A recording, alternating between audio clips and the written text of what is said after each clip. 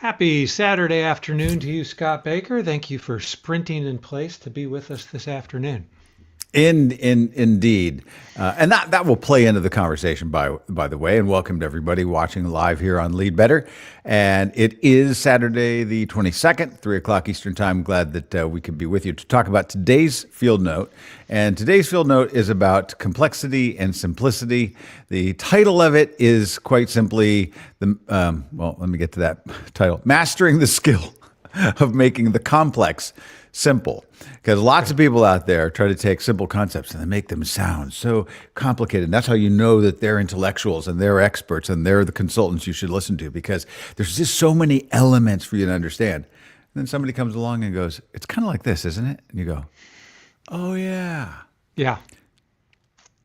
So for me, it feels like this is an external memory palace that you're Okay. doing. You're like, in a way, you're forcing your memory palace on somebody else. So for those Right. who don't know what a memory palace is, it's like connected to a childhood home or some place that you're very familiar with. And if you put some ridiculous things, if you're trying to memorize a list of things, right, and get them in place, then you just put them in this out of place kind of something very familiar to you. And then your ability to recall that as you build your memory palace is something that has worked for a lot of people Yeah. who've been studying for tests over the years. This is not a new concept, this memory palace.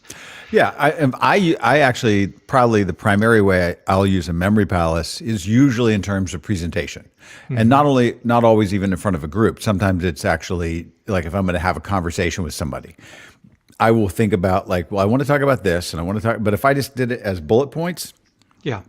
I don't know that I remember.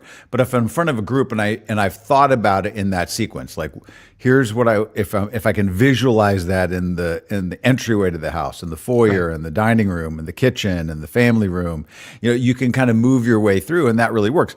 That is what you're talking about. What's the thing that's the pattern that gets you to understand something that's complex? Right. And so we often actually at Admired Leadership say that that's one of the things that we think we're distinctive about. There's lots of people out there like, let's talk about leadership. And then it's all these frameworks and Venn diagrams. It gets very complicated. And we're like, well, if there's an admired leader behavior, we should probably be able to explain it in just like a Right. couple of minutes. If we can't explain it in 3 or 4 minutes, then something's wrong. Yeah. Yeah. This also reminds me of an early childhood development theory around the idea of like who are the most intelligent kids in the second, third, fourth grade. And most of the theories around that is like, this framework that says if you could build up the amount of experiences that your kids have before they go into school and the amount of words that they hear before and you don't necessarily even have to define them. You just need to Correct. use them. So to make this even simple, here's the illustration. You're creating a bulletin board that is as wide as possible. Not a deep cork board, a wide board. And the more lessons that those children learn in those first couple of years, those quote unquote smart kids are the ones who have an experience in their life, or they've heard the word before and now they're learning a lesson about it. So now they've got a pen to stick to their cork board and it actually stays sticky, right? But if they didn't have that experience, they wouldn't have the available cork for anything to stick to, right? And that theory is really just about the idea of like, how do we keep that notion? So we've done two things here. I'm tried to illustrate for us. Two levels, yeah. Yeah, right. But the other level is like what we're doing for people when we make something complex and simple is we're going back to as wide of a berth as possible as to the experiences of people. So this is why speakers who speak in metaphor are more memorable, right? If you speak in word pictures, this is exactly what you're doing. You're making the complex simple, and you're having the ability to be able to allow that to be more sticky in people's heads, right? Whether they've actually, been to Timbuktu to understand your lesson or not, you're trying to make it relatable in that way, which is what teachers do for students since the dawn of education. Right, and even the metaphor that then Mikey was using of the wide bulletin board, that I read the book 30 Million Words, which is a scientist's explanation around the number of words kids are exposed to. I could give probably this very great scientific explanation about the way that the synapses in the brain develop. But Mikey says, it's like a wide bulletin board and you stick stuff on it. You're like, right. Oh, okay.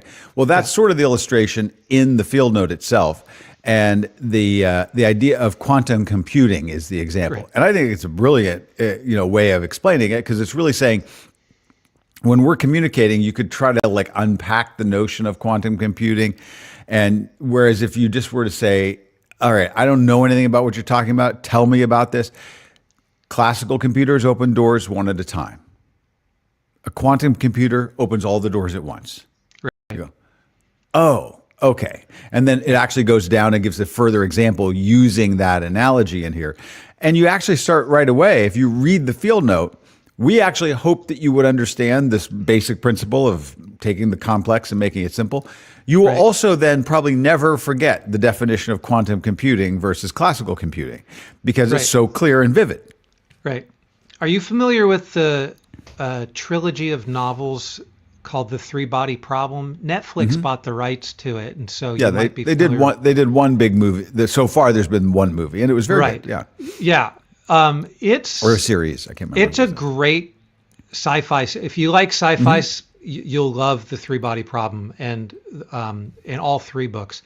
But you get to the end of the first book, and you're like, oh, he's teaching me string theory. That's what this is, right?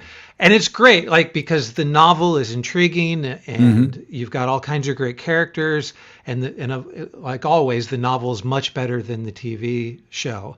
And I would recommend it to all three. It's a Chinese writer, and the translation to English is just as riveting. But by the end of it, and the second book, it's teaching you something else just as complex, right? And the third book is something else completely, right? And so the first book is like for people who are like, what is this thing that we hear that is, what was it called? Oh, it escapes me. But anyway, but the whole concept is this guy wrote this entire novel from this idea of just trying to make something quite. If he started off the novel by saying, I'm going to teach you string theory, it probably would have been preventative, right? For people.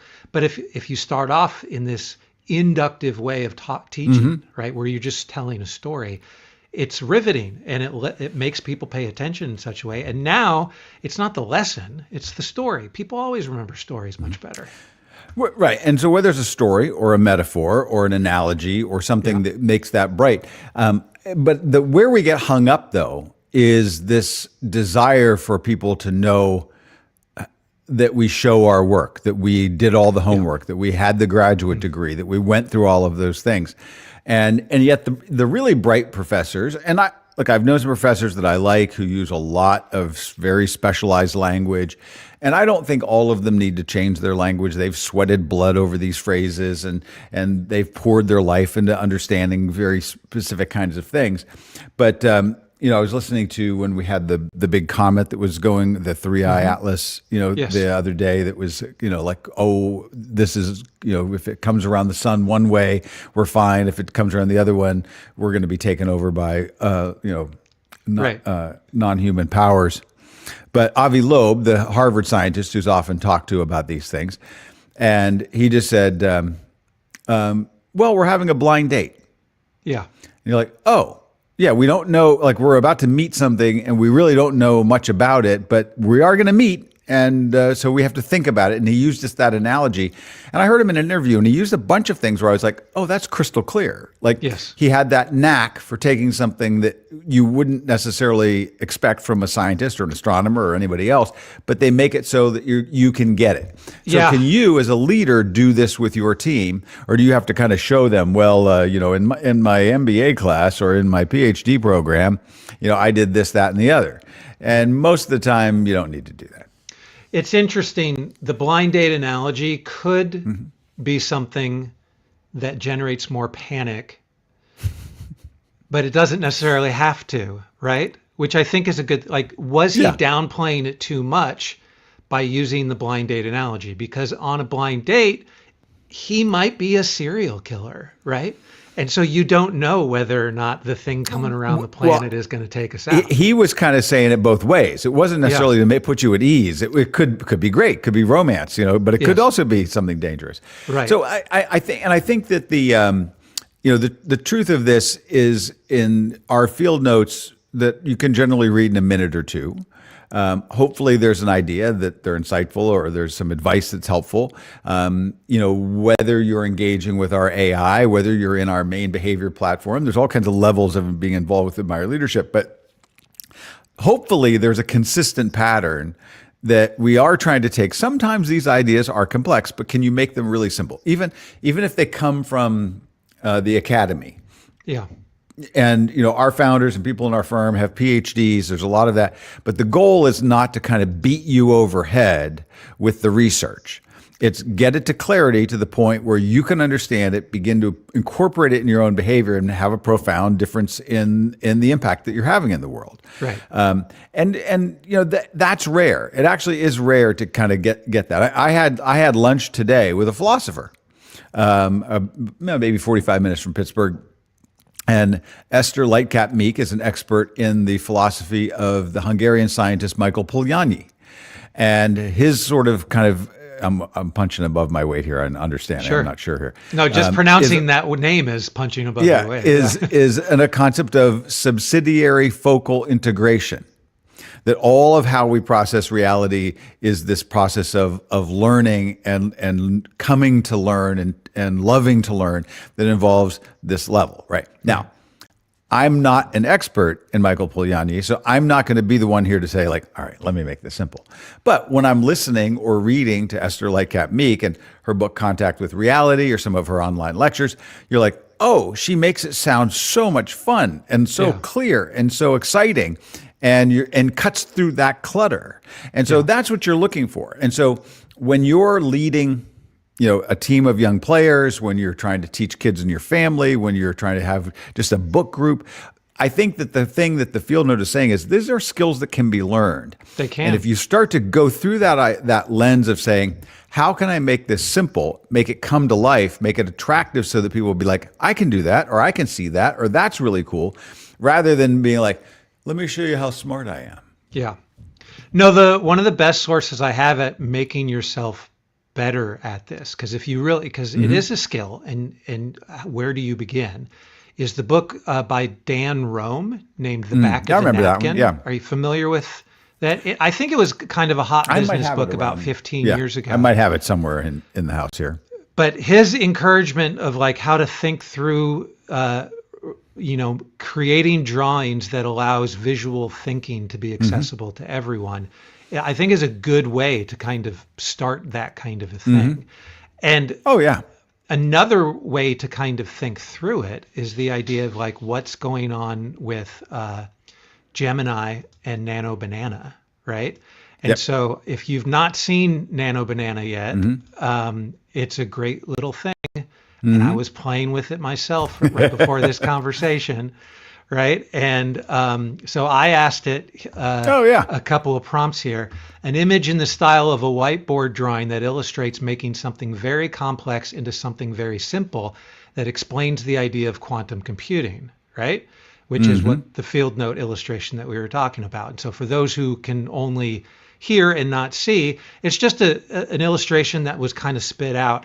So if I'm not able to actually feel like I have the ability to draw something out in the way that Dan Rome encouraged us all to do 15 years ago, you can use Gemini to just think visually about it. Now, the trick here is don't take Gemini's word for it. Just because Nano Banana spit this illustration out for you doesn't mean it's the one that you should be satisfied with, right? And you might even think, oh, my prompt wasn't very good, right? So I wanted one in a Far Side style cartoon animation, right? That said, that actually used the one about the, flipping through the books to find a single sentence, whereas what quantum computing does, it basically reads all the books at all the time.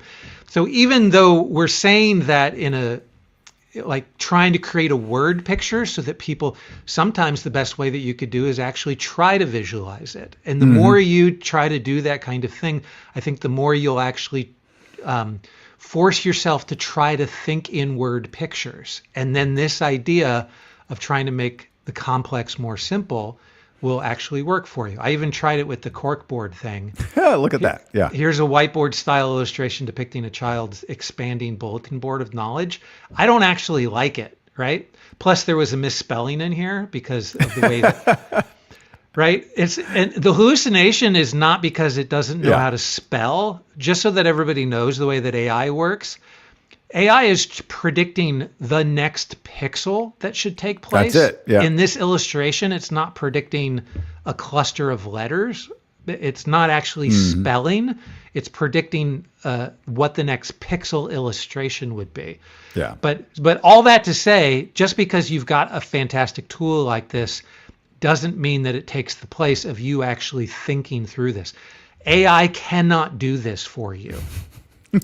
Right? You have to do this for yourself. You have to figure out how to train your brain this way. Well, and also, as you pointed out, for those who are listening and couldn't see it, the thing about the illustration where it shows the computer opening one door at a time versus the quantum computer opening all the doors is that when all the doors opened all at once, what you couldn't see is there were horrifying monsters behind all of those doors that devoured you. But that's a whole other Lead Better episode to discuss. Right. So. Right. Okay, well, thanks for your time today, Saturday. We'll talk again tomorrow when that field note comes out, which we don't quite know yet. All right. All right. Thank you, Mike. Bye now.